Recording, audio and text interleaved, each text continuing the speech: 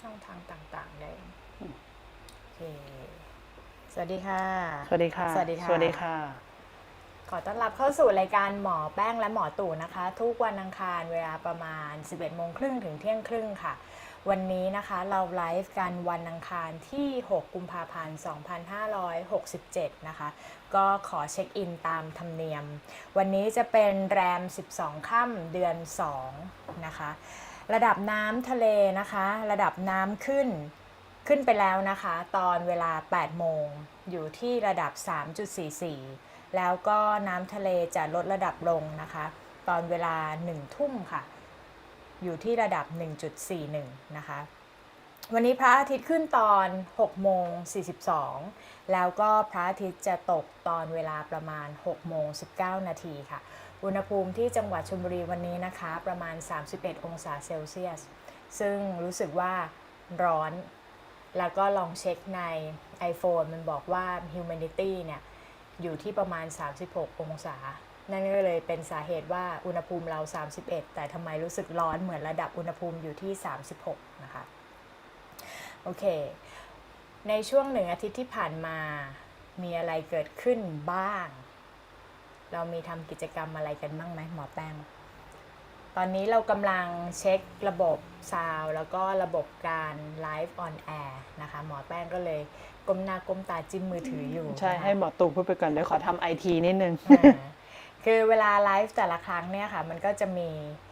ขั้นตอนหรือกระบวนการโอเปอเรชั่นเยอะแยะมากมาย ซึ่งคนโลเทคอย่างพวกเรานั้นก็ค่อยๆเรียนรู้ไปนะคะโอเคช่วงระหว่างนี้ก็รอหลายๆท่านเข้ามารับชมในรายการของเรานะคะ ของเราจะมีปล่อยรายการของเราออกไปหลากหลายช่องทางนะคะ ก็ถ้าในช่วงของไลฟ์สดแล้วก็จะมีในช่องทางของ TikTok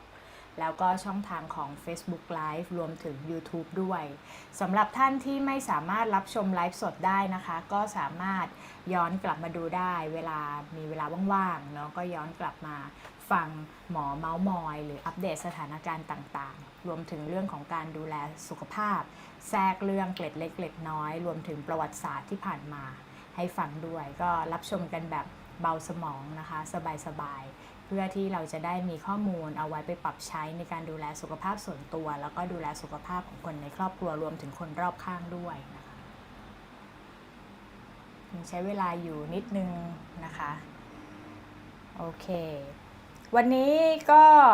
พอจะเตรียมข้อมูลคร่าวๆมาคุยหลากหลายเรื่องราวนะคะในส่วนของหมอแป้งแล้วก็ในส่วนของหมอตู่เนาะเดี๋ยวช่วงนี้จะเป็นช่วงใกล้เทศกาลตรุษจีนใช่ไหมหมอแป้ง Chinese New Year นะคะจังหวัดชลบุรีคนก็เริ่มเยอะคึกคักเมื่อเสาร์อาทิตย์ที่ผ่านมารถก็เยอะอยู่เหมือนกันเนาะก็เตรียมการนะคะเตรียมเที่ยวเตรียมฉลองกันนะคะเท่าที่หมอเช็คปฏิทินมันจะเปลี่ยนจากข้างแรมเป็นข้างขึ้นในวันเสาร์ที่10นี้นะคะซึ่งตรงกับวันตรุษจีนพอดีตามที่หมอเช็คปฏิทินโบราณเนาะก็ทุกครั้งที่เรามีการไลฟ์สดนะคะหมอก็จะรายงานเรื่องของระดับน้ำทะเลระดับเรื่องของข้างขึ้นข้างแรมเพราะว่าพวกเนี้ยมันเป็นปัจจัยเรื่องของฤดูกาลเรื่องของสิ่งแวดล้อมต่างๆเนี่ยมันก็มีผลกับระดับน้ำขึ้นน้ำลงในร่างกายเราเช่นเดียวกันนะคะหมอก็พยายามจะให้รายละเอียดตรงนี้เอาไว้เป็นข้อมูลเนาะโอเคเรียบร้อยไหมหมอแป้งค่ะเดี๋ยววันนี้หมอจะพูดถึงเรื่องการตรวจสุขภาพการตรวจเลือดประจำปีเข้ามาเพิ่มเติมนะคะแล้วก็สำหรับคนที่ยังไม่เข้าใจอยากหาข้อมูลเพิ่มเติมในการดูแลสุขภาพหมอก็เปิดเป็นคอร์สค่ะการอ่านผลเลือดฉบับเข้าใจง่าย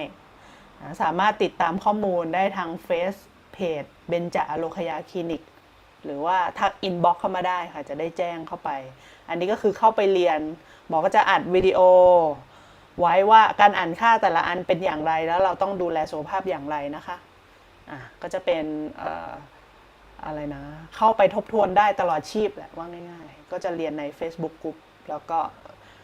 ไปย้อนดูวิดีโอเลยก็จะมีการอ่านค่าน้ำตาลในเลือดค่าไขมันค่าตับค่าไตค่าความสมบูรณ์ของเม็ดเลือด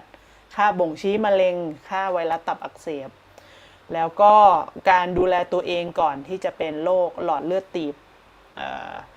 โรคหัวใจโรคต่างๆไทรอยด์การตรวจปัสสาวะอุจจาระอะไรประมาณนี้เนาะถ้าใครสนใจก็ทักอินบ็อกเข้ามาได้นะคะจะได้ดึงเข้ากลุ่มแต่ว่าอันนี้มันเป็นการเรียนก็จะมีค่าใช้จ่ายนิดนึงรายละเอียดก็เดี๋ยวส่งไปให้ก็เหตุผลที่ทำเป็นคอร์สนี้ขึ้นมาคือเราต้องการทำให้เป็นฉบับที่กินง่ายย่อยง่ายเราสามารถอ่านผลต่างๆได้ด้วยตัวเองนะคะเวลาเราไปโรงพยาบาลไปตรวจเช็คเลือดทุก3 เดือน 6 เดือนอย่างนี้ค่ะก็ให้เก็บเป็นข้อมูลเอาไว้อย่างน้อยเราฟังคุณหมอเขามาอ่านผลค่าต่างๆให้เราฟังแต่ว่าการที่เรามีความรู้เบื้องต้นเนี่ยเราก็จะได้รู้ว่าโอเคที่มาที่ไปของร่างกายเราการที่เรามีผลค่าเลือดแบบนี้หรือเรามีอาการแบบนี้เนี่ยมันเกิดจากอะไรทีนี้มันก็จะมีรายละเอียดเทคนิคเกล็ดเล็กเกล็ดน้อยซึ่งเป็น small but matters นะก็คือเรื่องเล็กๆแต่มันเป็นเรื่องใหญ่นะคะก็เลยจะถูกรวบรวมไว้อยู่ในคอร์สนี้ด้วยมันก็จะมีวิธีการมองว่าในศาสตร์การแพทย์แผนไทยเนี่ยมันจะมีความแตกต่างออกไปของแต่ละศาสตร์แผนปัจจุบันก็จะมองอีกแบบหนึ่งแผนอื่นก็จะมองอีกแบบหนึ่งแผนไทยก็จะมีรายละเอียดที่จะมองอีกแบบหนึ่งแต่ทุกอย่างแล้วเนี่ยมันคือการเชื่อมโยงของระบบร่างกายทั้งหมดนะคะก็คิดว่าคอร์สนี้เป็นคอร์สสำหรับประชาชนทั่วไปหรือคอร์สสำหรับคุณหมอแพทย์แผนไทยที่ต้องการอยากจะเสริมทักษะหรือเป็นความรู้ในรายละเอียดเพื่อทำให้เรามีความเข้มแข็งมากขึ้นนะคะก็บุคคลทั่วไปสามารถเข้าไปเรียนในคอร์สนี้ได้เช่นเดียวกันนะคะทำไงนะหมอแป้งทักไลน์เข้ามาเนอะไลน์เบญจอโลคยาแอดนะคะมีแอดด้วยแอดเบญจอโลคยานะคะก็อินบ็อกซ์ได้ทุกช่องทาง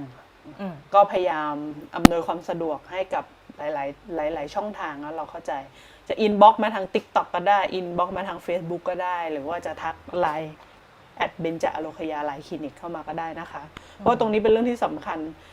บางทีเคยเห็นข่าวไหมว่าแบบตรวจสุขภาพประจำปีทุกปีเลยทำไมอยู่ๆไปเจอมะเร็งเอาปีที่4เป็นระยะสุดท้ายด้วยแบบเนี้ยคือการเขาเรียกว่าอะไรการตรวจแบบองค์รวมตามศาสตร์แผนโบราณการแพทย์แผนไทยเราก็จะประเมินดูแลสุขภาพป้องกันไว้ก่อนที่เราจะเป็นไงป้องกันดีกว่าแก้ไขนะเพราะว่าเราก็จะเสียโอกาสต่างๆในชีวิตนะเนาะอายุมันไม่ควรจะมาสั้นแบบนี้เราก็ควรจะดูแลตัวเองก่อนนะคือในค่าตรวจคือจริงๆแล้วเนี่ยคนสมัยโบราณเนาะหรือศาสตร์การแพทย์แผนไทยเนี่ยนึกย้อนไปแบบหลายร้อยปีมาแล้วเนี่ยค่ะเขาไม่ได้มีเทคโนโลยีอะไรแบบนี้หรอกแต่ว่าเขาก็จะมีนวัตกรรมในการดูในแบบฉบับของแพทย์แผนไทยเช่นการรู้ได้ไงว่าผู้ไข้ศาสตร์โบราณใช้คำว่าผู้ไข้ก็คือคนไข้นั่นแหละว่าทำไมเป็นเบาหวานรู้ได้ไงว่าเป็นเบาหวานแล้วก็จะมีวิธีการตรวจโดยการเอาฉี่เนี่ยไปตั้งกลางแดดแล้วก็ทำมดขึ้นเนาะก็แสดงว่าเป็นเบาหวานอย่างเงี้ยค่ะแต่ว่าณปัจจุบันเนี้ยเราก็อาจจะไม่ได้ใช้วิธีแบบนั้นก็เลยมีการใช้ผลเลือดเข้ามาประกอบเนาะซึ่งคอร์สนี้ก็จะเหมาะกับบุคคลทั่วไปถ้าอยากเรียนรู้เพิ่มเติมนะคะก็ติดต่อเข้ามาได้เดี๋ยวขออนุญาตหมอตู่ด้วยถ้าใครอยากเห็นวิธีการสาธิตการตรวจของการแพทย์แผนไทยเดี๋ยววันนี้หมอไลฟ์แล้วก็จะขออนุญาตหมอตู่เป็นคนไข้เดี๋ยวจะสาธิตให้ดูถ้าใครอยากเห็นนะคะก็กดไลค์มาแล้วก็คอมเมนต์มาก็ได้ว่าอยากดูก็เดี๋ยวจะตรวจให้ดูก็จะตอบคำถามด้วยว่าหมอแผนไทยตรวจร่างกายอย่างไรเราก็จะได้เห็นเบื้องต้นได้ไม่ต้องหมอแผนไทยเขาตรวจยังไงนะคือคนไข้เขาจะก่อนที่เขาจะมารักษากับแพทย์แผนไทยหรือแผนโบราณเนี่ยเขาจะนึกภาพไม่ออกในหลายๆคนเลยก็จะถามเขาว่ามันได้เหรอกินสมุนไพรรักษาอะไรเป็นไสยศาสตร์หรือเปล่าฉันจะโดนของไหมหรืออะไรอย่างเงี้ยนะคะเพราะนั้นจริงๆแล้วศาสตร์การแพทย์แผนไทยเนี่ยเป็นศาสตร์การแพทย์สายธรรมชาตินะมีสเตียรอยด์ไหมหมอพูดทุกคลิป อันนี้ย้ำอีกทีซิมีไหมสเตียรอยด์รักษาด้วยแพทย์แผนไทยมีคนไข้คอมเมนต์มานะคะเป็นเบาหวานอยากเห็นโอเคได้ค่ะเดี๋ยวหมอสาธิตให้ดูนะคะเอาหมอตู่เป็นคนไข้เลยใช่หมอตู่เป็นคนไข้เลยเดี๋ยวหมอแป้งตรวจให้เดี๋ยวไม่ใช่แบบว่าเราไม่เคยรู้มาก่อนเลยนะว่าเป็นเบาหวานก็มารายการมาโป๊ะแตกในรายการนี้บอกว่าไม่เป็นไร ในที่คลินิกเรานะคะจะมีวิธีการคัดกรองร่างกายหลากหลายรูปแบบมากเลยไม่ว่าคนไข้จะมีผลเลือดผลตรวจประจำปีเพราะว่าบางบริษัทหรือบางหน่วยงานเนาะ เขาก็จะมีเป็นสวัสดิการให้พนักงาน เป็นแพ็กเกจตรวจเลือดประจำปี แล้วตรงนั้นอ่ะก็เก็บเอาไว้นะคะ เวลาใครมาหาหมอที่คลินิกเนาะก็จะถือผลนั้นมาด้วย แล้วหมอก็จะช่วยดูแล้วก็ปรับคือการปรับสมดุลของร่างกายแบบแผนโบราณไม่ต้องรอให้เราป่วยถ้าเป็นแผนปัจจุบันเขาพูดอะไรนะพีเบาหวานเนาะรู้ก่อนเป็นอย่างเงี้ยเราก็สามารถเขาเรียกอะไรไปปรับไอ้ตรงที่มันเสียหายไปจูนเข้าให้มันเข้าที่เพื่อเราจะได้ไม่ต้องไปเสียหายหนักกว่าเดิมคือการที่คนเราเป็นเบาหวานมันไม่ใช่อยู่ๆแล้วแบบน้ำตาลมันขึ้นเองตามกระแสเลือดมันมีเหตุผลของมันแต่ซึ่งโดยหลักแล้วมันมีอยู่2อย่างหลักๆอย่างแรกก็คือเราต้องถามตัวเองว่าเรากินเกินกำลังร่างกายเอาไปใช้หรือเปล่าดูยังไงกินเกินหรือเปล่ารู้แต่กินเยอะนับไหมก็ดูว่าเรากินเยอะเกินไปหรือเปล่าในแต่ละวันแต่ละมื้อวัดจากอะไรของหวานของมันของทอดน้ำอัดลมขนมเค้กชากาแฟไม่ค่อยได้ขยับเขยื้อนร่างกายกินนอนพักผ่อนไม่ค่อยพอที่พูดมานั่นทำทั้งหมดนะกินดินเนอร์กินตอนกลางคืนกินยามวิกาลอันนี้อย่างที่1นะไปรีเช็คตัวเองว่าเราเป็นอย่างนั้นหรือเปล่าเป็นอย่างที่2เราดูแลตัวเองดีมากๆเลยกินก็แบบออกกำลังกายกินน้อยกินผักผลไม้เยอะหลากหลายแต่พอถึงเวลาอายุมันเยอะขึ้นข้างในมันเสื่อมลงร่างกายมันเสื่อมลงตามอายุฮอร์โมนก็หย่อนลงเซลล์ก็เสื่อมลง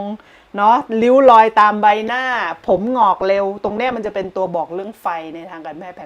นไทยความขี้เกียจก็เป็นการบ่งบอกด้วยว่าธาตุไฟเราเนี่ยมันพร่องไปมันหย่อนนะมันก็เกินไงเพราะฉะนั้นเนี่ยการรักษาในทางการแพทย์แผนไทยเราก็จะจัดตำรับไปให้คนไข้เพื่อไปต่อจิ๊กซอว์กันตรงไหนที่มันขาดเกินแล้วจูนเข้าตรงกลางให้ระบบมันเริ่มกลับมาทำงานได้ดีขึ้นหมออธิบายหน่อยทำไมต้องทำเป็นตำรับด้วยแล้วยาที่ไปซื้อกินกันที่มันเป็นขวดเช่นฟ้าทลายโจรเถาวัลย์เปลียงพวกเนี้ยมันยังไงหรอตำรับนี่คืออะไรคำว่าตำรับก็หมายความว่าเอาสมุนไพรหลายๆตัวมารวมกันคำว่าตำรับเนาะแล้วเราก็จะดูว่าลดยาไปในทิศทางไหน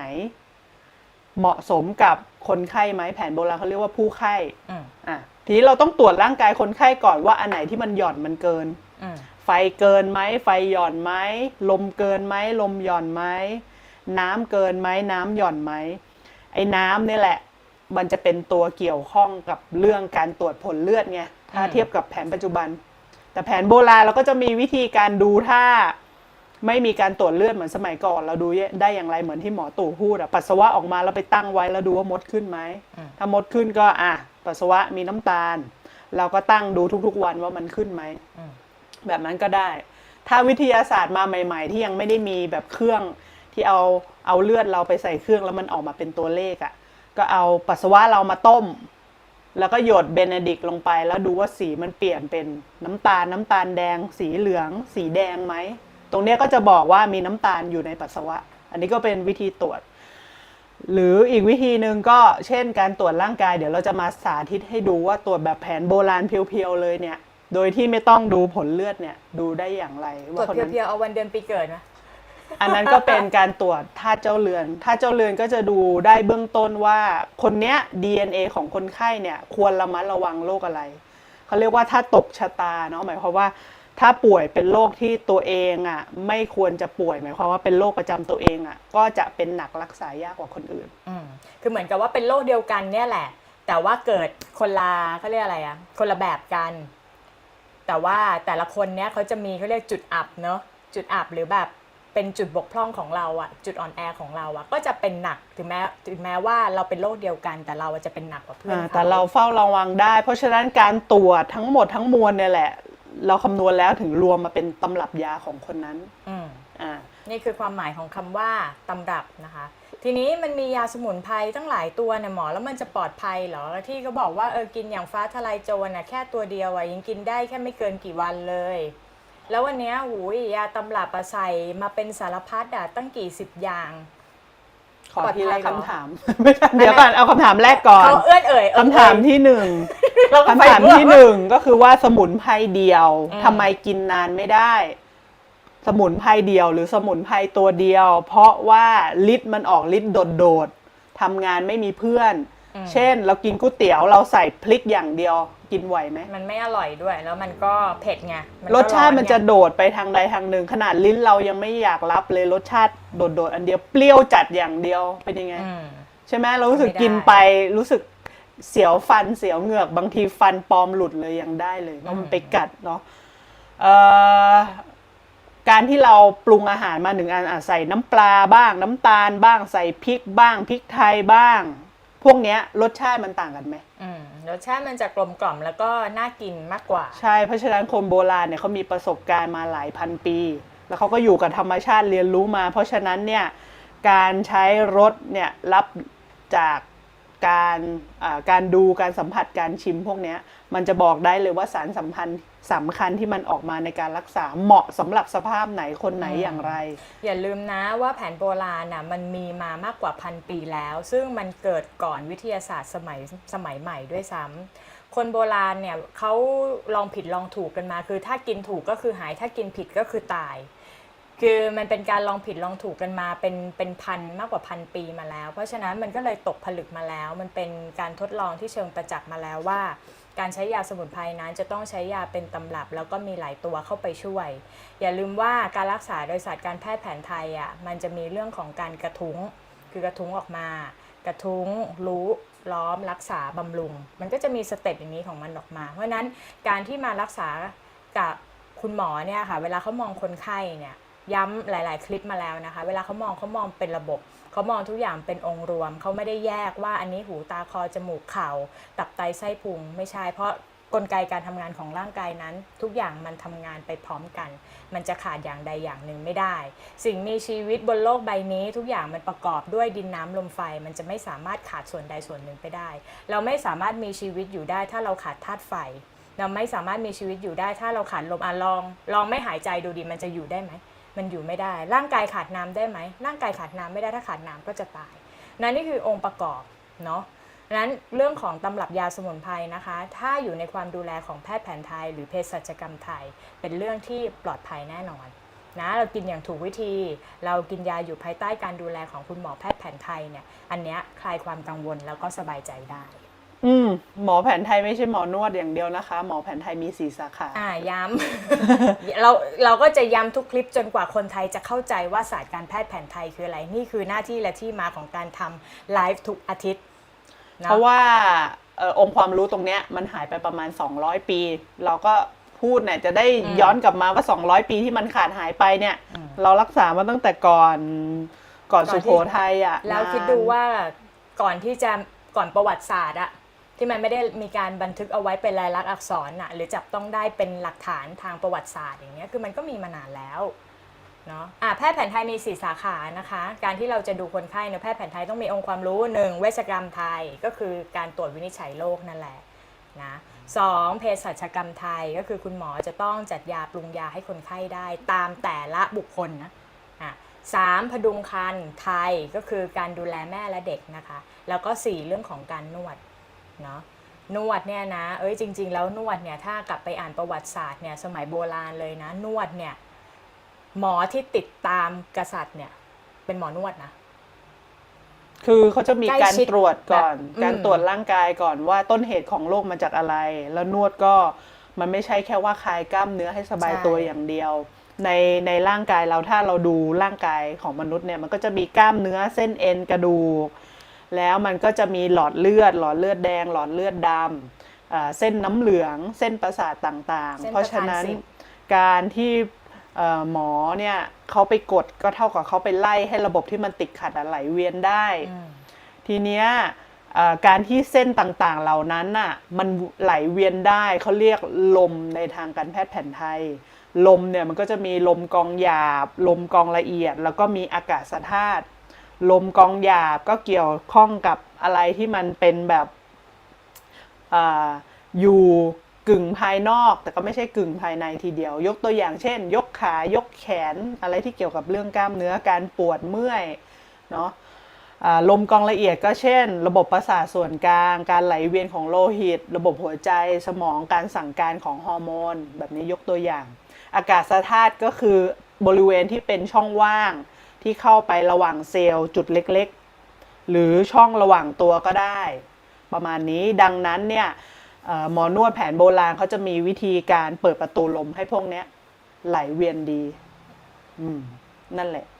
อย่างบางทีกินข้าวแล้วเหมือนกับสำลักหรือกลืนข้าวลำบากในบางเวลาช่วงนี้หมอเป็นวะ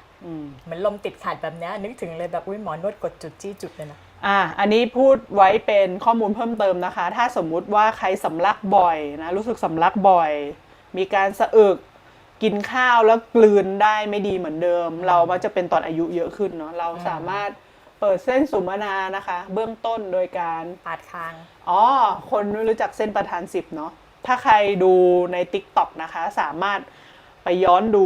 วิดีโอย้อนหลังที่หมอเคยไปลงไว้หมอพินเอาไว้ให้ด้วยแหละว่าการเปิดเส้นประธาน10เส้นประธาน10ก็คือเป็นเส้นหลักของแผนไทยที่ทำให้เลือดลมเดินทั่วร่างกายนั่นแหละ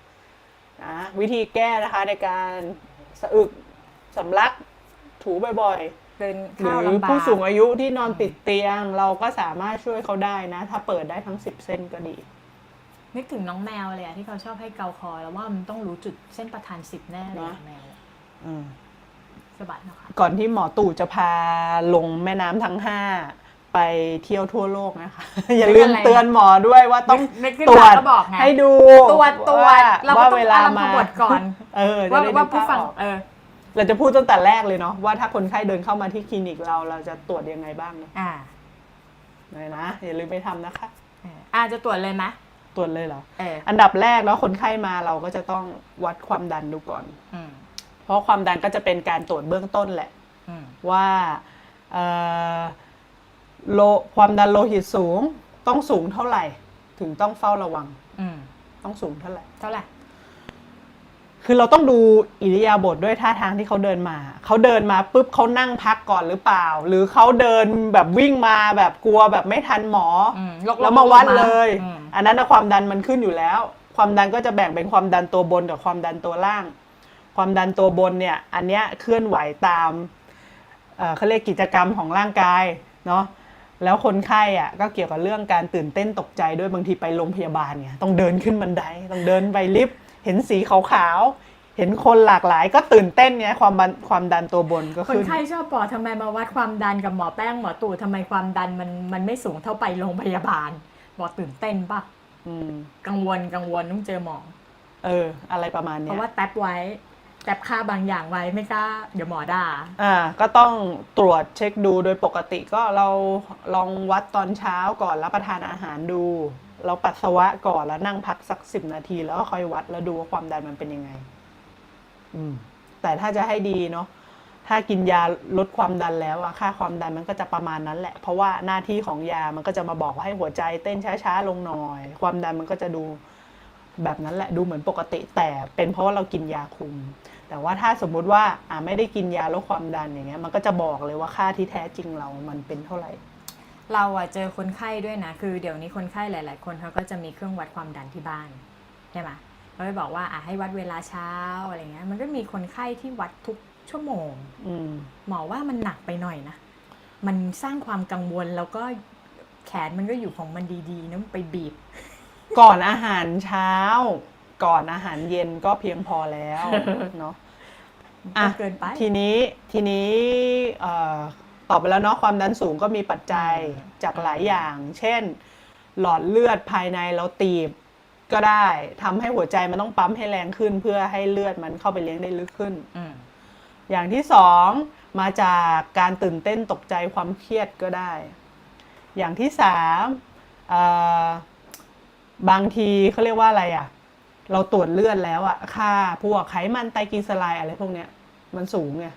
ความดันมันก็เลยสูงตามเพราะเลือดเราหนืดเลือดเราข้นแต่พอมันสูงไปนานๆบางทีระบบข้างในมันพังได้เนาะต้องมาปรับหลายอย่าง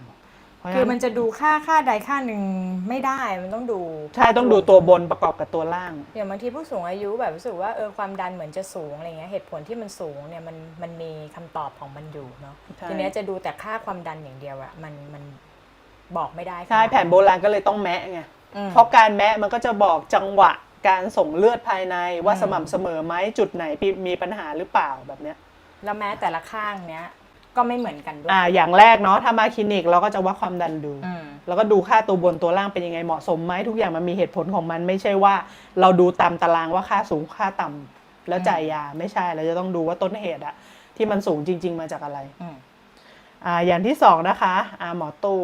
เราก็จะแมะจับที่ประจรนี่เนาะแล้วก็จะมีวิธีการตรวจที่ประจร YouTube ไม่เห็นทางแผนไทยเราก็จะจับแม่บ่ายจะจับที่ข้อแขนก็ได้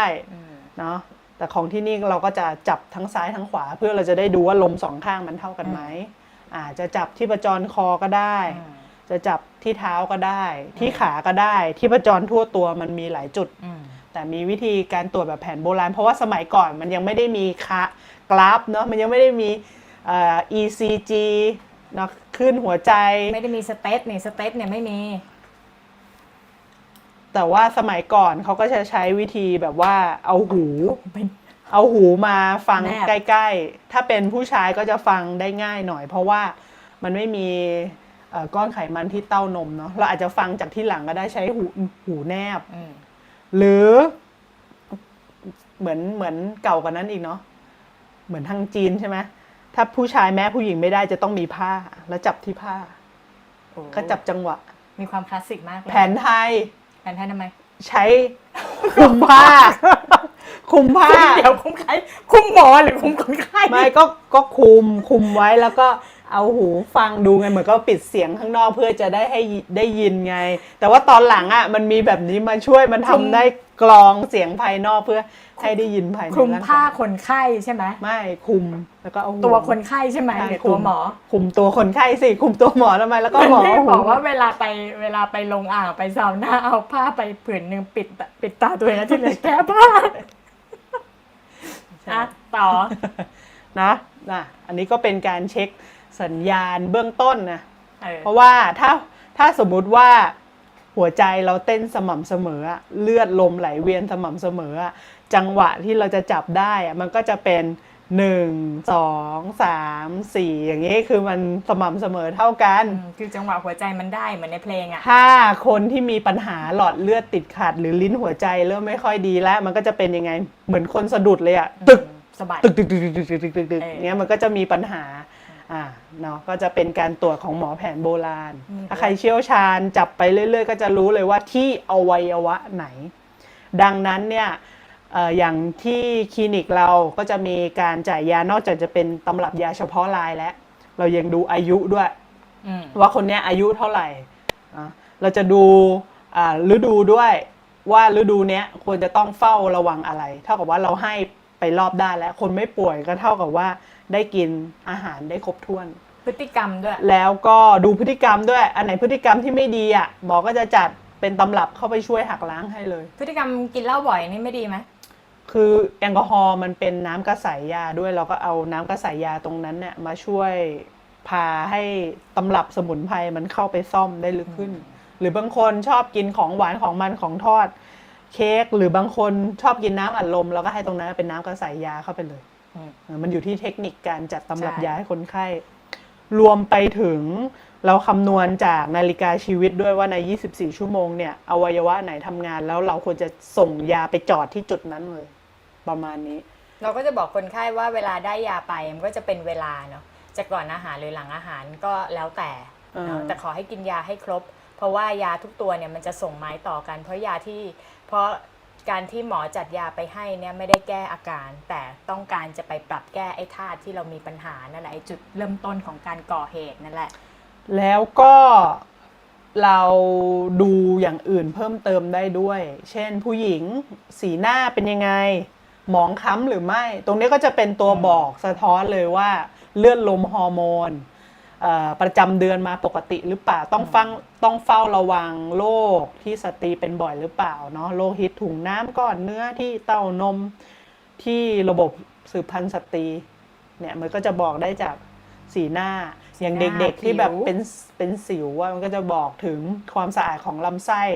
น้ำเหลืองระบบภูมิคุ้มกันแข็งแรงไหมเป็นภูมิแพ้หรือเปล่าพวกเลือดร้อนพวกนี้ก็ต้องไปปรับเนาะ อย่างคนที่ใช้สายตาเยอะเวลาเราจับตับก็จะรู้เลยว่าตับมันจะร้อน มันจะย้อยลงมาหรือเปล่าถ้าคนที่เป็นเยอะๆแบบนี้ก็จะไปปรับเพราะว่าคือตับกับสมองอ่ะมันสัมพันธ์กันมันมีการผลิตฮอร์โมนแล้วก็มีการกำจัดของเสียออกไป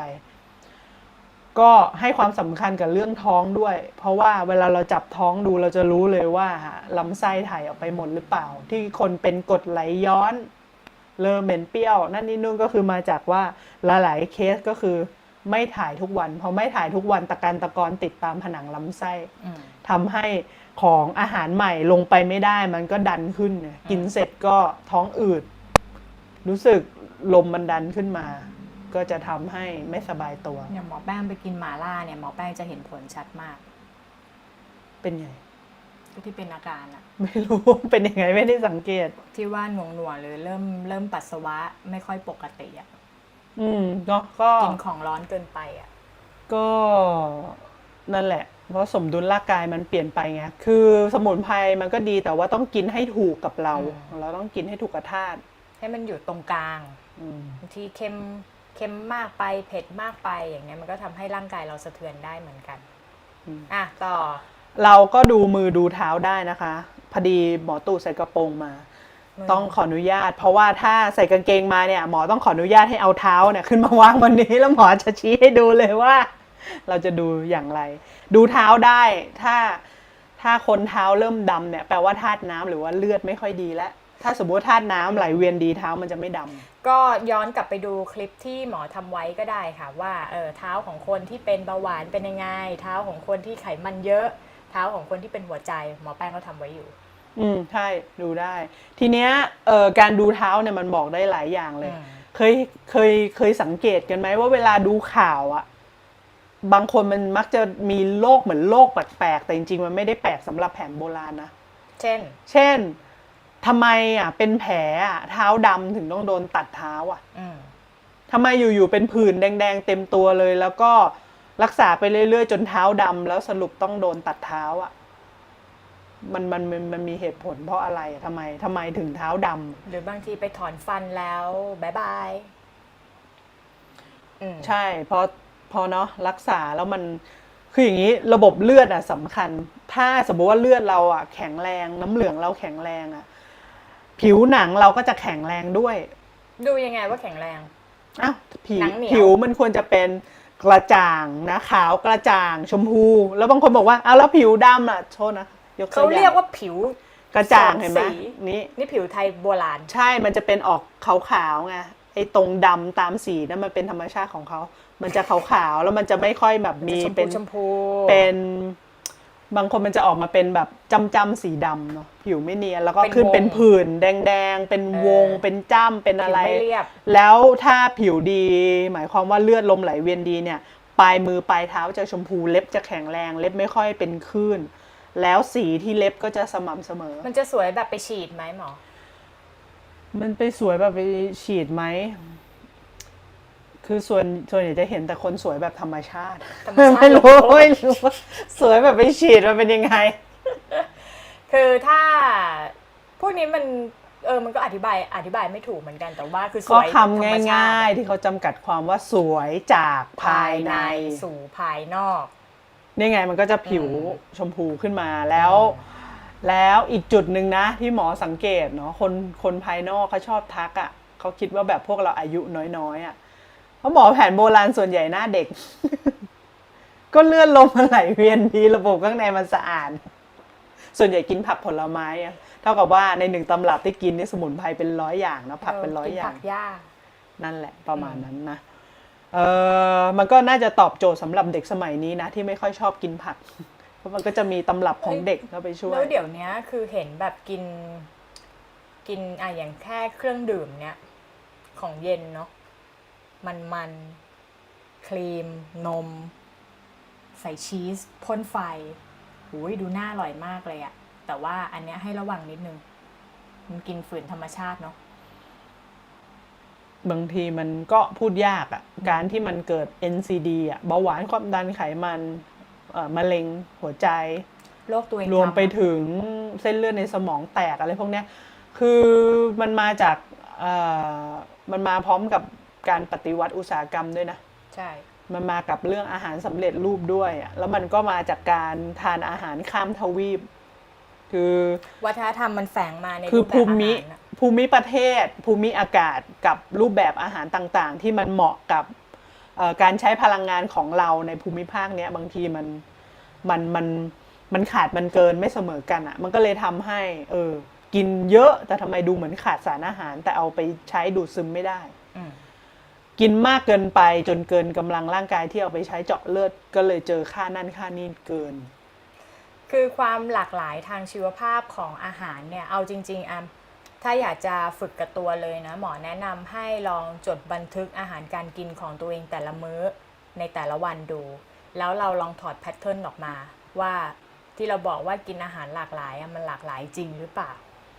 ไม่ใช่จดมามื้อเช้าข้าวมันไก่ข้าวมันไก่ข้าวมันไก่เพราะลองทำแล้วจดมาข้าวหมูแดงข้าวหมูกรอบขาหมูเยอรมันคือเอาจริงแล้วแบบเคยทำแล้วมันถอดแล้วมันเห็นแพทเทิร์นตัวเองจริงๆว่าเฮ้ยที่ว่าหลากหลายนี่มันหลากหลายไม่พอว่ะเพราะว่ามันจะกินเปลี่ยนร้านไปแต่เมนูมันก็จะเป็นไปตามจริตที่เราชอบจุดหนึ่งที่มาที่คลินิกเราเนาะเราก็จะสัมภาษณ์คนไข้เราจะค่อนข้างถามละเอียดนิดนึงเพราะว่าเราจะต้องไปช่วยเขาที่ต้นเหตุไงถามเรื่องการปรับอาหารแล้วถามว่าปรับได้ไหมลองเปลี่ยนกินให้มันหลากหลายได้ไหมมันก็จะมีติดขัดอยู่สัก2อย่างแรกก็คือว่าบังเอิญเป็นร้านใกล้ๆแล้วเขาทำงานเขาไม่มีเวลาทำกับข้าวมันก็จะต้องกินแบบนี้อย่างที่2ก็คือว่ามันเป็นสิ่งที่เขาชอบเขายังไม่พร้อมที่จะเปลี่ยนนะเราก็คุยกันแบบตรงไปตรงมาไงเพราะว่าเราไม่อยากให้คนไข้เครียดเพราะเรื่องนี้สำคัญถ้าอยู่ๆไปบอกเลยว่าห้ามไม่ได้อย่างนั้นนิ้วมันไม่ได้เพราะเขายังคงต้องใช้ชีวิตทีเนี้ยหมอก็จะมาดูในส่วนของหมอหลังบ้านและว่าการปรับตำรับยาสมุนไพรอ่ะเพื่อเข้าไปช่วยเนี่ยทำให้เขากินอาหารได้หลากหลายมากขึ้นอ่ะเราจะไปช่วยในส่วนนี้ถ้าบางอย่างไม่สามารถปรับได้จริงๆก็เท่ากับว่าเขาทานอาหารได้หลากหลายมากขึ้นได้ผักผลไม้มากขึ้นแล้วก็ไปล้างขจัดคราบไขมันหรือส่วนเกินอ่ะที่เขาไม่ได้เอาไปใช้อ่ะเพราะว่าอย่าลืมนะทุกหมู่ที่เรากินเกินเนี่ยมันจะโยกไปเป็นไขมันแล้วไขมันไปอยู่ที่ไหนบ้างไขมันพอกตับทะลักตามใต้ชั้นใต้น่ะผิวหนังไม่อยากฟังเลย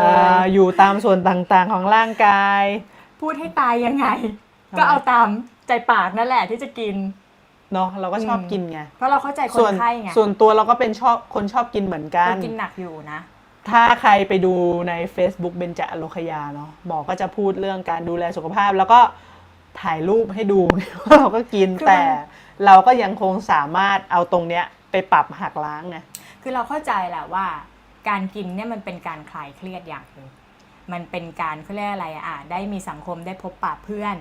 ได้เป็นที่ระบายเวลาเครียดๆก็ไปกินอย่างเงี้ยใช่ไหมทีเนี้ยเราเข้าใจพฤติกรรมตรงนี้แหละทีเนี้ยเรื่องบางเรื่องเนี่ยอาจจะต้องใช้ปรับพฤติกรรมหรือเรื่องบางเรื่องเลยให้คนไข้ทำไม่ได้ว่ะก็เอาต้องใช้ยาเข้าไปช่วยเนาะแต่จริงๆแล้วหลักๆเลยคือคนไข้จะต้องดูแลตัวเองโดยการที่ไม่ใช่ว่าพึ่งยาเป็นหลักนะสิ่งที่ต้องพึ่งคืออะไรคือมันพึ่งตัวเองนั่นแหละหลักๆนะพึ่งตัวเองใช่แต่อย่างที่บอกนะว่าองค์ประกอบมันไม่เอื้อ2อย่างนะเขาก็พูดเท่าที่เราทำสถิติได้ก็คือเขาเรียกว่าอะไรอ่ะเรื่องไลฟ์สไตล์อ่ะกับร้านที่อยู่ใกล้ๆแล้วเขาก็ไม่ได้ทำกับข้าวเรื่องความสะดวกสบายแล้วก็เรื่องติดรสชาติอ่ะบางคนไม่สามารถเลิกชากาแฟได้เพราะเขาต้องกินถ้าเขาไม่กินเขาจะรู้สึกว่าในชีวิตมันเหมือนขาดอะไรไปนั่นเหตุการณ์เราเลยนะก็ต้องไปปรับนะนอกจากตรงนั้นเนาะที่เราดูนะเมื่อกี้พูดอะไรนะเราตรวจความดันเราแมะใช่ไหมเราดูมือเราดูเท้าเราดูเล็บนะเราตรวจตามท้องดูส่วนต่างๆเนาะว่าเราขับถ่ายอุจจาระออกไปหมดหรือเปล่าลิ้นปิ้นตาป่ะเราดูลิ้นเราดูตาคือเราดูองค์ประกอบโดยรวมลักษณะผิวพรรณท่าทางน้ำหนักส่วนสูงก็แผนปัจจุบันก็อะไร BMI ใช่ไหมดูดัชนีมวลรวมว่าความสูงกับน้ำหนักมันสัมพันธ์กันไหมมันก็ไม่ใช่เพิ่งมีเนาะมันก็มีมาเป็นหลายพันปีแล้วเนาะแล้วก็เราก็ดูเรื่องของที่คลินิกเราก็จะมีอุปกรณ์ต่างๆที่ช่วยตรวจวัดสกรีนคนไข้ก็คือดูคู่กัน ทั้งตัวเลขด้วยทั้งแบบโบราณด้วย อืม มันก็จะทำให้เขาเรียกว่าแก้ปัญหาที่ต้นเหตุแบบองค์รวม แล้วก็เข้าไปปรับเลยทีเดียว ไม่ต้องรอให้ไม่สบายอะเราป้องกันตั้งแต่แรก เพราะว่าอะไรอะชีวิตมันควรจะต้องได้ทำอะไรหลากหลายอะเนาะ พี่อย่างมีคนไข้มาเนอะเป็นโรคเกาต์ยังอายุน้อยอยู่เลย พอซักไปซักมานะดูเหมือนประวัติทุกอย่างดูเป๊ะนะกินข้าวกินก่อนกินก่อน6 โมงกินประมาณ4 โมงทุกอย่างแบบดูเป๊ะมากเลยแต่ค่ายูริกไป7 นี่ไงมีคำตอบ ถ้าใครมีเวลาเนาะอย่างที่บอกอะหมอก็อัดคลิปแล้วก็ทำเป็นแบบการอ่านผลเลือดฉบับเข้าใจง่าย แล้วก็เข้าไปฟังก็จะบอกทุกค่าเลยว่าจะเป็นค่าน้ำตาลในเลือด น้ำตาลเฉลี่ย ค่าไขมันที่ดีมันควรจะเป็นอย่างไรนะมีค่าคอเลสเตอรอลไขมันไม่ดีไขมันดีไตรกลีเซอไรด์ค่าตับค่าไตความสมบูรณ์ของเม็ดเลือดค่าเม็ดเลือดแดงเม็ดเลือดขาวอย่างเช่นคนบอกว่าทำไมหนูอยากบริจาคเลือดแต่หนูบริจาคเลือดไม่ได้อะแล้วก็ได้ยาบำรุงเลือดมากินทำไมยังบริจาคเลือดไม่ได้เป็นเพราะอะไรเนาะในคลิปก็จะมีบอกค่าอิเล็กโทรไลต์ตรงนี้มันก็จะบอกด้วยว่า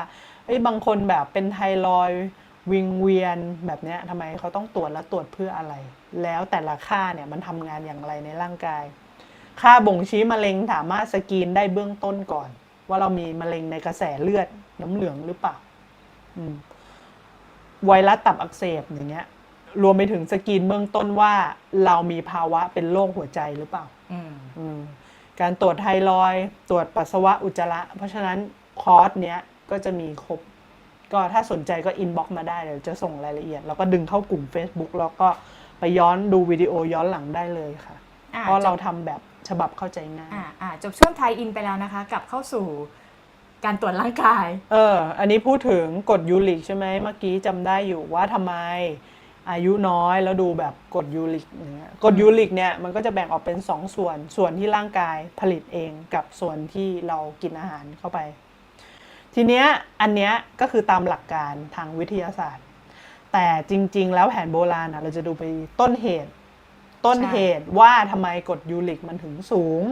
แล้วก็จะต้องมีการตรวจร่างกายว่าคนนี้พักผ่อนนอนหลับเป็นยังไงดีไหมการขับถ่ายเขาอุจจาระได้ทุกวันหรือเปล่าเพราะว่าการอุจจาระมันเป็นการเอาของเก่าออกจากร่างกายไม่ว่าจะเป็นสารอาหารที่เป็นสิ่งต่างๆที่เป็นของเสียหรือเม็ดเลือดที่ตายแล้วเนาะเพราะฉะนั้นเลือดน้ำเหลืองมันก็จะออกไปกับอุจจาระด้วยเพราะฉะนั้นของเก่าออกได้ของใหม่ก็ต้องสร้างได้เพราะฉะนั้นพวกนี้มันจะสัมพันธ์กับเรื่องการผลิตฮอร์โมนด้วยเพราะว่าการที่จุดใดจุดหนึ่งมันเสียหายไปมีจาก2 ส่วนหลักๆก็คือร่างกายเราเสื่อมลงกับมีพฤติกรรมอะไรบางอย่างที่เราทำให้ระบบมันพังแล้วค่าเลือดมันขึ้นไหมเราจะไปดูที่จุดนั้นเพราะตัวแผนโบราณก็จะตอบได้ว่าเพราะอะไรถ้าเป็นเคสกรณีแบบนี้ต้องเห็นคนไข้แหละคนไข้ต้องมาที่คลินิกมาตรวจเนาะถ้าครั้งแรกมาอยากให้มาที่คลินิกเพราะจะได้ตรวจอย่างละเอียดแล้วครั้งต่อๆไปถ้าอยู่ไกลก็ค่อยตรวจทางไกลแล้วจะส่งยาไปให้ที่บ้านประมาณนั้นแล้วก็ค่าพวกนี้สูงมันก็ไม่ได้บ่งบอกด้วยนะว่าตามข้อมันจะมีกรดยูริกไปติดหรือเปล่าหรือเป็นนิ่วที่กลวยไตหรือเปล่าเป็นนิ่วที่ไตหรือเปล่าเพราะว่าถ้ากรดยูริกสูงเนี่ยมันจะไปออกโรคประมาณ2 อย่างนั้นถ้าเป็นที่ไตนี่ก็ต้องถ้าทั่วๆไปก็ต้องผ่าออกมาเนาะแต่ถ้าแผนโบราณเขาเรียกว่าเป็นปรมะเมหะคำว่าปรมะเมหะคืออะไรร่างกายเราประกอบไปด้วยธาตุน้ำที่เป็นของเหลวถ้าความร้อนในร่างกายมันมีการเปลี่ยนแปลงไปจะกระทบกับธาตุน้ำทำให้ลมพัดได้ไม่สะดวกก็คือระบบติดขัดว่าง่ายๆไม่รู้มีใครเคยปั๊มน้ำที่บ้านเสียหรือเปล่ามันอาบน้ำไม่ได้ใช่ไหมน้ำมันไม่ไหลร่างกายเราก็เหมือนกันมันมีลมไหลเวียนที่อยู่ตามท่อไงถ้าสมมุติว่าเกิดอะไรเกิดขึ้นที่ระบบการไหลเวียนตรงเนี้ยเท่ากับว่าต้องไปดูว่าต้นเหตุมันมาจากอะไรมันมาจากว่าน้ำไม่จ่ายหรือปั๊มน้ำพังหรืออะไรก็ตามแต่ระบบร่างกายก็เหมือนกันต้นเหตุแต่ละคนก็เลยไม่เหมือนกันอย่าลืมนะแต่ละคน DNA ยังไม่เหมือนกันเลยเพราะฉะนั้นดินน้ำลมไฟแต่ละคนก็ไม่เหมือนกัน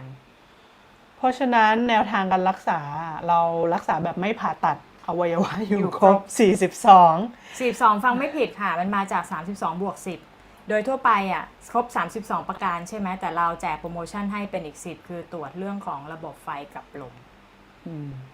เลยเป็น 42 นะคะ ร่างกายเราประกอบไปด้วยธาตุดิน 20 เนาะก็คือ anatomy แหละร่างกายเรา ผมเล็บอะไรที่เราเห็นเนี่ยเป็นอวัยวะต่างๆ ไตไส้พุงเนี่ยเป็นดิน อะไรที่เป็นน้ำอ่ะน้ำเหลืองน้ำหนองน้ำเลือดน้ำตา น้ำลายพวกเนี้ยถือว่าเป็นธาตุน้ำมีทั้งหมด 12 อย่างแล้วก็อีก 10 อย่างก็จะมีไฟกับลมเนาะนั่นแหละก็จะสัมพันธ์กับเรื่องขันธ์ห้านั่นแหละถ้าถามเรื่องหมอแผนไทยคุยกันเรื่องธรรมะก็คือหมอแผนไทยตรวจเรื่องขันธ์ห้าธาตุ4ขันธ์5ธาตุ4ขันธ์ห้กายกับใจไปด้วยกันนั่นนี่คือหมอเลยต้องทำความเข้าใจกับตัวคนไข้ทุกๆเคสที่เข้ามาหาเราเพื่อที่จะหาคำตอบบางอย่างที่คนไข้ไม่ได้พูด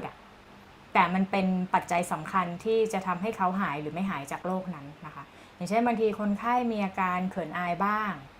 เนาะหรือว่าไม่กล้าที่จะพูดหรือบางทีเห็นหมอเป็นผู้หญิงแล้วคนไข้เป็นผู้ชาย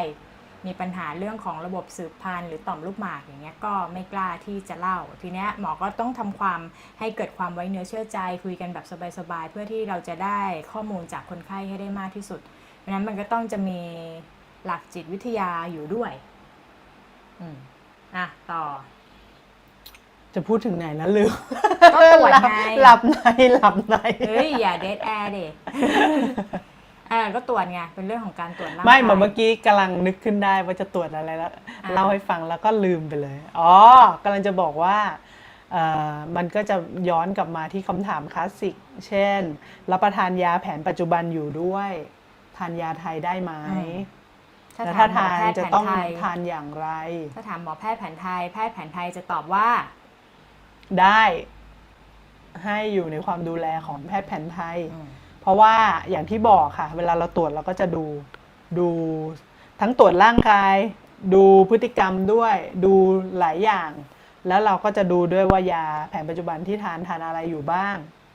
แล้วเราก็จะปรับพวกนี้ให้ไปช่วยรักษาเพราะว่าการทำงานของยาไม่เหมือนกัน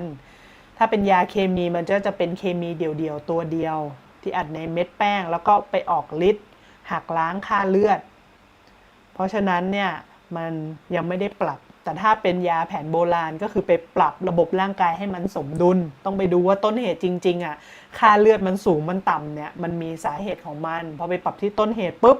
ร่างกายเริ่มฟื้นฟูเริ่มรักษาเริ่มดีขึ้นระบบค่าเลือดมันก็เริ่มเข้าที่แล้วเดี๋ยวพอปรับไปอีกหน่อยเนี่ยเดี๋ยวยาเคมีมันก็จะต้องลดของมันเองเพราะว่าค่าเลือดเราเริ่มดีขึ้นแล้วการทานยาก็การทานยาอะไรก็ตามไม่ว่าจะเป็นยาสมุนไพรหรือยาเคมีถ้ามีการทานยาหลายตัวให้ค่อยๆทานทีละตัวดูดซึมไปไม่ใช่รวบในมือแล้วก็กระดกไปพร้อมกันเพราะมันมีสารสำคัญหลายๆตัวไงมันจะได้ค่อยๆดูดซึมเข้าไปนะถ้ามียาที่เรากินปัจจุบันอยู่เช่นอย่างคนเป็นเบาหวานความดันไขมันพวกนี้จะมียาประจำอยู่แล้วแล้วก็ให้กินจากห่างจากยาไทยสักครึ่งชั่วโมงเพื่อมันจะได้ค่อยดูดซึมหน่อยแบบนี้ก็คนไข้อย่าใจร้อนเนาะอย่าแบบว่าพอกินยาก็แบบกินยาแบบเอารวบเลยลืมบ้างอะไรบ้างรีบอะค่ะนะหรือแบบมารักษาเนี่ยอย่างเช่นเป็นมะเร็งมาหรือเป็นเบาหวานไขมันมาถามว่ากินยามากี่ปีแล้วบอกโอ้ยรักษาที่โรงพยาบาลมา10 กว่าปีแล้วหมอพอมายาไทยแล้วบอกมา1 เดือนมา1 เดือนบอกหมอเมื่อไหร่จะหายบอกมา2 เดือนบอกบางทีกินยาไปรอบเดียวด้วยซ้ำบอกเดี๋ยวมา3 เดือนแล้วนี่มันเป็นยาธรรมชาติเนาะอันนี้มันเหมือนมันเป็นม้าตีนปลายถามว่าเร็วไหมหมอก็ว่าเร็วนะเพราะว่า1 ปีเนี่ยเห็นผลต่างจากเดิมชัดเจนมันก็เนาะใช่ไหมทำไมเราไม่รู้จักกันก่อนตั้งแต่แรกคือถ้ากินมา10 ปีมันต้องดีขึ้นเนาะถ้าให้เวลาเท่ากันเราพูดตามหลักธรรมชาติเนอะถ้า10 ปีถ้ามันถ้าอย่างนี้มันหายเนี่ยแสดงว่ามันดีขึ้นแต่กินไป10 ปีแล้วบวกไปเรื่อยๆแล้วมีโรคอื่นงอกขึ้นมามีโรคแพ็กเกจตามขึ้นมาแสดงว่าเราต้องเปลี่ยนวิธีคิดบ้างหรือเปล่า ต้องลองสังเกตดู ถ้ามันเหมือนเดิมแล้วมันไม่ดีขึ้นเนี่ยมันก็มีหลากหลายทางให้รักษาแล้วจริงๆสมัยก่อนเขาไม่ได้เรียกว่าแพทย์ทางเลือกมันเป็นทางหลักมานานมากแล้วซะจนเรากลัวไม่เหมือนฝรั่งไงเรื่องของประวัติศาสตร์มันก็เกี่ยวข้องไงต้องลองไปลองอ่านประวัติศาสตร์เพิ่มเติมแล้วก็จะพูดในส่วนของว่าถ้าค่าเลือดอะเราเริ่มสะอาดเริ่มดีขึ้นแล้วอะค่าตับค่าไตมันก็ไม่ต้องทำงานหนักไงเพราะฉะนั้นการกินยาไทยมานานๆก็มาตอบคำถามว่าค่าตับค่าไตอะมันค่อยๆดีขึ้นเพราะว่าพวกตะกันตะกอนหรือของเสียมันไม่ต้องถูกกระจัดออกไปเยอะเพราะเลือดเรามันไม่ได้มีความสกปรกอะไรเยอะไงก็เหมือนกับว่าเรากินอาหารแล้วเราล้างจานอะพวกตับพวกไตมันก็จะกรองของเสียออกอะเหมือนกับตะแกรงที่เวลาเราเทใส่อ่างล้างจานอะเราคิดว่าถ้าอาหารอะมันสะอาดอะมันล้างมีน้ำยาล้างจานล้างออกไปอะน้ำนั้นมันก็จะตะกันตะกอนน้อยไงเพราะฉะนั้นค่าตับค่าไตมันหายใจได้อะมันไม่ต้องทำงานหนักอะค่าพวกนี้มันก็ดีขึ้นตามลำดับแต่ต้องรับประทานอย่างถูกวิธีไม่ใช่แบบว่าไปฟังอะไรมาแล้วเราก็มาซื้อหาเองไม่ใช่แปลว่าตำรับนั้นไม่ดีนะแต่เพียงแต่ว่าเรากินไม่เหมาะกับตัวเองคือไม่ได้อยู่ในความดูแลของแพทย์แหละส่วนใหญ่อะหาซื้อกินเองแล้วบางทีเราไปดูในสื่อต่างๆแล้วเราดูแค่สรรพคุณสมุนไพรตัวเดียวอะคืออย่างนี้เนาะก็ต้องย้อนกลับมาที่หมอตูถามว่ากินยาเดี่ยวรสชาติมันโดดไปทางใดทางหนึ่งไงร่างกายเราก็เอียงไปข้างหนึ่งไงบางทีเราก็ไม่รู้ว่าตัวเราร้อนหรือตัวเราเย็นข้างในเราเป็นอย่างไรเราดันไปกินยาด้านที่เราเสียหายเยอะมันก็เอียงไปข้างนั้นอีกระบบมันก็พังไงมันก็ต้องปรับจูนก่อนแบบนี้อันนี้ก็คือเป็นการตรวจแบบแผนโบราณเนาะที่คลินิกเราก็มาให้ความรู้สึกเหมือนสถานพยาบาลมาคนไข้เหมือนมาเมาส์มาทำเหมือนมาปิกนิกเหมือนมานั่งคุยมารู้จักกันเป็นคอมมูนิตี้ของเขาเราต้องการให้บรรยากาศในคลินิกก็คือกายกับใจแหละมันสัมพันธ์กันเราอยากให้สุขภาพดีทั้งกายและใจก็มาพูดคุยว่าช่วงนี้เป็นยังไงอะไรนี้เราอยากเห็นรอยยิ้มของคนไข้อ่ะคนไข้เราจะออกแนวสายเมาส์บันเทิงอ่ะเพราะว่าตรงนี้เป็นส่วนสำคัญที่สุดของชีวิตนะถ้าเราแบบเขาเรียกว่าอะไรอ่ะสุขกายสบายใจอ่ะเรื่องอะไรเราก็พร้อมที่จะออกไปทำงานก็ดีหรือว่ามีความสุขในวัยเกษียณก็ดีมันก็จะมีโรคสำหรับคนเป็นคนวัยเกษียณโรคสำหรับเด็กโรคสำหรับสตรีโรคสำหรับบุรุษโรคสำหรับวัยรุ่นใช่หมอจำได้แล้วว่าคราวที่แล้วหมอพูดว่าการเจ็บป่วยกับอาชีพเดี๋ยวจะมาพูดต่อคราวที่แล้วพูดว่าทำงานออฟฟิศกับคอมพิวเตอร์มักจะป่วยเป็นโรคกระเพาะกรดไหลย้อนคอบ่าไหล่ตึงปวดหัวไมเกรนเป็นภูมิแพ้กระดูกคอเคลื่อนมึนตึงศีรษะนิ้วล็อกก็นี่ไงเป็นโรคออฟฟิศซินโดรมที่เขาฮิตกันเนาะออฟฟิศซินโดรมปวดหัวไมเกรนถ้าเป็นพนักงานที่แบบจะต้องยืนทั้งวันก็จะแบบเช่นปวดขาปวดน่องปวดหลังอะไรแบบเนี้ยถ้าเป็นผู้หญิงก็จะเกี่ยวข้องกับระบบสตรีด้วยเพราะว่าพอเลือดลมมันไม่เดินอะประจำเดือนก็ไหลเวียนไม่ค่อยดีทำให้เป็นถุงน้ำก้อนเนื้อได้ถัดมาพวกเด็กที่ชอบเล่นเกมอะเด็กที่ชอบเล่นเกมก็จะเป็นภูมิแพ้ได้เป็นไมเกรนได้คอตึงบ่าไหล่ได้สายตาเสียได้เพราะว่ามันต้องดูกับจอใช่ไหมก็จะรับพวกแสงสีน้ำเงินอะไรพวกเนี้ยเนาะนั่งนานๆก็ลุ้นมากๆก็เครียดหัวร้อนเนี่ยหัวไมเกรนเนี่ยแล้วก็ไม่ค่อยได้ขยับเขยื้อนไม่ค่อยได้โดนแดดพอไม่ค่อยได้โดนแดดก็ทำให้เป็นภูมิแพ้ได้น้ำเหลืองก็ไม่ค่อยดีแล้วก็อาหารรับประทานอาหารไม่ค่อยหลากหลายส่วนใหญ่เด็กก็จะชอบกินฟาสต์ฟู้ดไก่ทอดเฟรนช์ฟรายน้ำอัดลมขนมถุงๆแบบเนี้ยเพราะฉะนั้นเวลามาปุ๊บเราเห็นในช่วงวัยพวกนี้เราก็จะรู้แล้วว่าเราควรจะต้องช่วยเขายังไงก็จะเป็นพวกตำรับที่เป็นผักอัดเม็ดไปให้เสริมให้ระบบข้างในมันทำงานได้ดีขึ้นเด็กเดี๋ยวนี้เป็นสะเก็ดเงินกันเยอะนะใช่ก็เกี่ยวข้องกับน้ำเหลืองเสียผู้ใหญ่ก็เป็นคือมันไม่ได้จัดการตั้งแต่ตอนยังเยาว์วัยมันก็เลยเลื้อรังด้วยแล้วส่วนหนึ่งคือสภาพอากาศด้วย PM 2.5 ก็ดีความเครียดอะไรหลายๆอย่างมันก็เลยไปกระตุ้นให้มันออกมาก็คือส่วนไหนที่มันขึ้นผื่นแดงหรือเป็น เป็นแผลต่างๆมันเป็นการสะท้อนว่าอวัยวะข้างในบริเวณนั้นมันร้อน ก็ต้องไปปรับที่เลือดกับน้ำเหลือง คือเอา ให้ จ แข็งแรง ริง ขึ้น ๆเลยอ่ะไออาการที่มาหาหมอไม่ว่าจะเป็นตอนโตแล้วหรืออายุเยอะแล้วมาหาเราอ่ะหมอจะให้ข้อมูลเป็นอย่างนี้ค่ะว่าจริง ๆ แล้วโรคภัยไข้เจ็บเราอ่ะได้รับจากแม่มาตั้งแต่อยู่ในท้องตอนอายุ3 เดือนแล้วเนาะเนี่ยคือเหตุผลที่ทำไมคุณหมอแพทย์แผนไทยอ่ะเขาถึงให้ความสำคัญกับเรื่องของพดุงครรภ์เพราะว่าถ้าคุณแม่ประจำเดือนมาไม่ดีเนาะตอนเวลาที่ตั้งครรภ์นะคะมันก็จะมีปัญหามันทำให้การติดไข่หรืออะไรอย่างเงี้ยมันได้โลเคชันที่ไม่ค่อยเหมาะสมเนาะเพราะนั้นมันก็ต้องดูแลรักษาหรือป้องกันตั้งแต่ตอนที่ยังไม่ตั้งครรภ์คือทำประจำเดือนให้ดีเพราะนั้นคนที่อยากจะมีน้องนะคะหรืออยากจะตั้งครรภ์เนี่ยหมอแนะนำเลยว่าดูแลเรื่องของระบบประจำเดือนให้ดี การมีประจำเดือนที่ดีมันควรจะไม่มีอาการมากนักมันควรจะเป็นแบบสบายๆไม่ปวดท้องไม่วิงเวียนไม่อาเจียนอะไรอย่างเงี้ยนั่นก็คือเป็นการบอกว่าร่างกายเราอยู่ในจุดที่สมดุลเนาะบางทีประจำเดือนบางคนน่ะเด็กเดี๋ยวนี้ประจำเดือนมาแค่3 วันทั้งที่ยังอายุน้อยเนาะเพราะนั้นเนี่ยค่ะมันก็เป็นโรคภัยไข้เจ็บที่อยู่ตั้งเราทุกคนนะคะมีโรคประจำตัวหรือโรคช้างโรคอะไรพวกนี้มาตั้งแต่วัยเด็กแล้วพอคลอดออกมา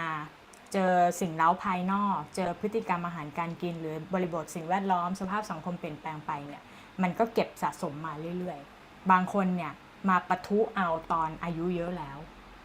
เนี่ยอย่างเงี้ยค่ะเพราะนั้นมันก็จะต้องเป็นการย้อนรอยโลกไปว่าในอดีตอ่ะมันเกิดอะไรขึ้นมากับเราบ้างเพราะนั้นสังเกตตัวเองให้เยอะๆเนาะเก็บข้อมูลรายละเอียดเกี่ยวกับตัวเองให้ดีค่ะเราชอบสนใจเรื่องชาวบ้านเนาะเราลองเอาทักษะตรงนี้มาสนใจเรื่องตัวเองให้เยอะๆนะคะมันจะทำให้เรามีระบบสาธารณสุขที่ดีสุขอนามัยที่ดีด้วยย้อนกลับมาอย่างพวกที่เป็นช่างเสริมสวยหรือยืนนานๆก็ต้องเฝ้าระวังเรื่องปวดคอปวดขาปวดแขนไหล่ติดนิ้วล็อกมดลูกเคลื่อนมีบอกไหมอาชีพหมออาชีพหมอเหรอมีไหมมีหมอนวดเอาหมออย่างเราก็ได้อะเราคิดว่าโรคประจำตัวหมอเป็นโรคอะไรหมอเหรอ มันอยู่ที่บาลานซ์อ่ะส่วนใหญ่ก็จะเครียดเนาะเพราะว่าภาระงานหนักต้องเจอกับคนที่หลากหลายแล้วก็มีความคาดหวังในอาชีพสูงแล้วเราต้องพัฒนาตัวเองตลอดเวลาเราต้องอ่านหนังสือเยอะมีเวลากินข้าวไม่ตรงเวลาเราต้องรับผิดชอบชีวิตของคนไข้หลายๆคนพักผ่อนน้อยแล้วก็อะไรกันต้องระวังเรื่องโรคกระเพาะด้วยโรคประสาทนะมั้ยนี่แหละต้องเคลียร์เพราะว่าหลายๆคนก็จะแบบพอมีเวลาว่างเสร็จก็จะต้องไปหาที่ที่แบบว่าสงบต้องรีแลกซ์อยู่กับธรรมชาติหรือเขาเรียกว่าอะไรเข้าวัดเวลาหมอแป้งเครียดหมอแป้งจัดการตัวเองไงหลับใช่ไหมหลับไปเลยไม่ต้องคิดอะไรการหลับเนี่ยมันไม่ต้องใช้แรงกายแรงใจเยอะไงก็แค่เอาตัวไปนอนแล้วก็คือจบแล้วก็หลับไปเลยไม่ต้องไปคิดอะไรกับมันมากก็เป็นทางออกที่ดีแล้วหมอตัวทำงานบ้านเหรอ เทคนิคเนี้ยเอาไปใช้กันได้นะเอาจริงๆบ้าแต่ก่อนไม่ใช่เป็นคนที่แบบว่าการบ้านการเรือนอะไรอย่างนี้คือแบบทักษะออนนี่อยู่ไกลโขมากแต่ว่าเพิ่งมาคิดค้นและเพิ่งมาค้นพบว่าเฮ้ยอันเนี้ยมันตอบโจทย์ได้ว่ะเครียดใช่ไหมมันไปกวาดบ้านแล้วการกวาดบ้านมันมีอะไรก็เลยเข้าใจชื่ออะไรนะคนญี่ปุ่นนะมาริโอหรืออะไรอะที่ว่ามันต้องมีศาสตร์การจัดบ้านอะน่าเข้าใจเลยเพราะนั้นอย่าทำบ้านให้รกนะคะพยายามให้บ้านของเราเนี่ยแดดส่องถึงนะคะทำความสะอาดอยู่เรื่อยๆแล้วมันจะทำให้เราภูมิใจกับการทำงานของเราดีค่ะแล้วถ้าใครมีเทคนิคอะไรดีๆก็ลองคอมเมนต์มาดูนะคะโอเคก็อย่างครูอาจารย์เราก็จะมีแบ่งเป็นครูรุ่นเก่ากับครูรุ่นใหม่ครูรุ่นเก่าก็ต้องยืนสอนนานไงก็จะมีเช่นเส้นเลือดขอดปวดขาปวดเข่าลิดสีดวงไส้เลื่อน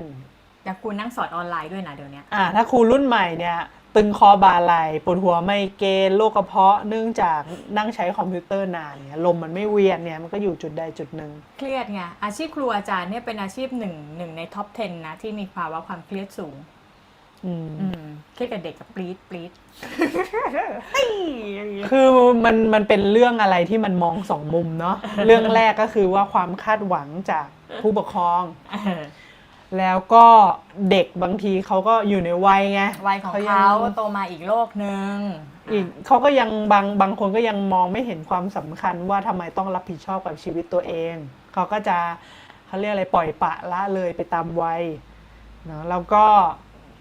ลืมไปว่าการเรียนมันมีผลอะไรกับชีวิตในอนาคตอะไรประมาณเนี้ยมันก็เลยบางคนก็ใส่ใจบางคนก็ไม่ใส่ใจก็ตามวัยเขา ตามวัยใช้ชีวิตไปตามวัย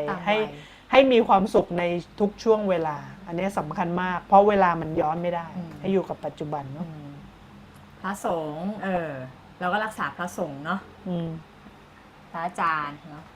ก็จะเป็นพวกเกี่ยวกับเนื่องจากพระสงฆ์เนี่ยทานอาหารฉันอาหารแค่มื้อเดียวนะคะแล้วก็ต้องนั่งปฏิบัติกรรมฐานเยอะเดินเยอะนั่งเยอะอะไรอย่างเงี้ยค่ะก็อาจจะมีปัญหาเรื่องเกี่ยวกับต่อมลูกหมากเรื่องของระบบความดันไขมันนะคะเป็นเบาหวานกันเยอะอยู่เนาะก็คือเป็นโรคตามอาชีพแหละเป็นโรคตามพฤติกรรมที่ใช้นะคะเดี๋ยวอาชีพต่างๆเรามาอัปเดตต่อครั้งหน้าอันนี้พอแบบคร่าวๆวันนี้ก็ได้เรียกอะไรนะเก็บการดูแลเก็บความรู้การดูแลสุขภาพการตรวจสุขภาพแผนไทยว่าตรวจยังไงถ้าใครมาดูที่หลังก็สามารถไปย้อนดูได้ใน Facebook เบญจอโลคยาคลินิกหรือช่อง YouTube ดร.แป้งพิรมนในส่วน TikTok เนี่ยมันดูย้อนหลังไม่ได้นะคะเราก็จะไลฟ์ทุกวันอังคารเวลา 11:30 ถึงเที่ยงครึ่งทางช่อง TikTok ดร.แป้ง101ทางช่อง Facebook เบญจอโลคยาคลินิกแล้วก็ทางช่อง YouTube ดร.แป้งพิรมนหลายช่องทางเหลือเกินใช่แล้วถ้าใครสนใจคอร์สเรียนการอ่านผลเลือดฉบับอย่างง่ายแล้วก็เอาไปดูแลสุขภาพได้ก็อินบ็อกซ์เข้ามาสอบถามและส่งรายละเอียดไปให้เป็นการเรียนวิดีโอย้อนหลังได้ตลอดเลย24 ชั่วโมงตลอดชีพเนาะเป็นเซเว่นโอเคค่ะก็สำหรับวันนี้นะคะพวกเราขอลาไปก่อนนะคะแล้วเจอกันวันอังคารหน้าพร้อมการอัปเดตเรื่องราวใหม่ๆในเรื่องของการดูแลสุขภาพเกร็ดประวัติศาสตร์เกร็ดความรู้เล็กๆน้อยๆนะคะก็วันนี้ขอลาไปก่อนนะคะสวัสดีค่ะสวัสดีค่ะสวัสดีค่ะ